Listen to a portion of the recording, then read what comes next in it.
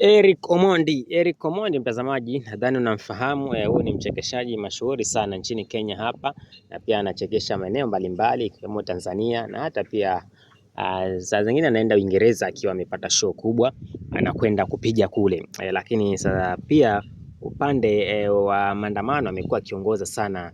Kila maandamano yeye basi amekuwa akiwa mstari wa mbele, hadi haya maandamano ambayo yanapinga bei ya mafuta nchini Kenya. Bwana Eric Omondi ameonekana akiwa mstari wa mbele, alafu huku amebeba vibuyu kwa lugha nyingine tunaita mitungi, ama wengine wanaita drums, wengine wanaita mabomboli, yani vile utaita tu, lakini amebeba hizi drum za kuwekea mafuta, amezibeba nyingi sana, huku akisema kuwa serikali inafaa ishukishe bei ya mafuta. Bei ya mafuta imeweza kupanda sana na imeweza kuwa juu, jambo hili ambalo linafanya maisha yanakuwa magumu. Unajua mtazamaji, mafuta yakipanda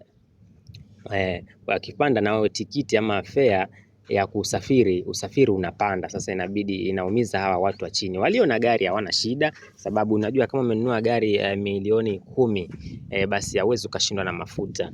Lakini kwa wale ambao hawana gari, wanatumia usafiri, lazima alipendwa safiri, basi mafuta yanakuwa yanafanya bei inakuwa ghali, inafanya bei inapanda. Sasa Eric Omondi ndio anapinga akiwa na umati mkubwa hapo, na anasema kwamba wanafaa waweze kushukisha, sababu sasa hivi gharama ya vitu zimekuwa juu, chakula kipo juu, hata pia mafuta yamekuwa juu. Sasa Eric Omondi anasema serikali inafaa iweze kushukisha haya mafuta, na ameenda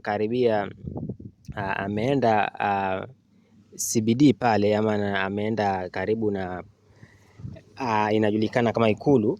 Ameenda karibu na Ikulu pale, akiwa na haya madramu yake, ama akiwa na hii mitungi yake, ama akiwa na hivi vibuyu vyake, lakini walinzi wameweza kumkamata na wakachukua mitungi ama vibuyu vyote, wakaweza kuvichukua na wakaweza kumwambia aweze kurudi, sababu huwezi ukaenda pale State House hivi tu.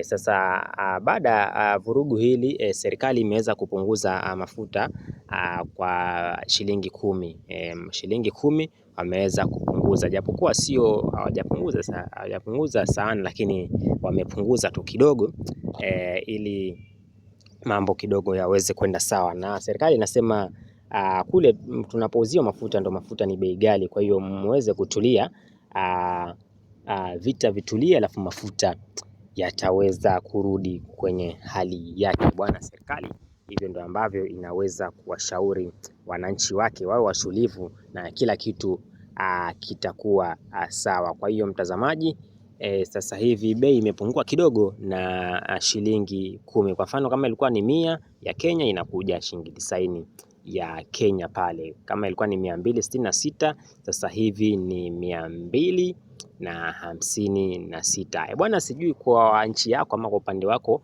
lita ya mafuta ikianzia lita ya petroleum inakuwa ngapi, lita ya kerosene inakuwa ngapi, na hata pia lita ya diesel inakuwa ngapi? Unaweza ukanidondoshia comment pale kwenye comment section ya Siasa Tamu Media.